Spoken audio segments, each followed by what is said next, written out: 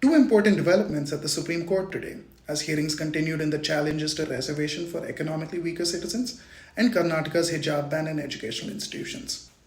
Justices Hemant Gupta and Sudhanshu Dhulia continue to hear day 3 of arguments in the hijab ban challenge. Senior counsel Aditya Sondhi argued that the ban indirectly discriminates against Muslim women. He reminded the court that the National Education Policy 2020 emphasized inclusion in education.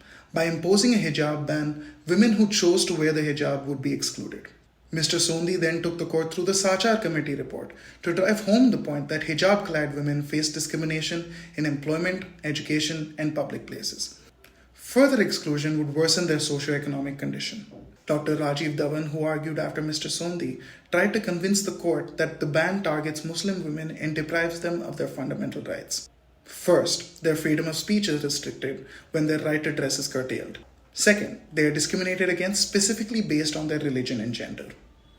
After Dr. Dhawan, senior counsel Huzaifa Ahmadi argued that the ban is against the principle of diversity, which is guaranteed by the Constitution, and indirectly bars Muslim women from availing their right to education.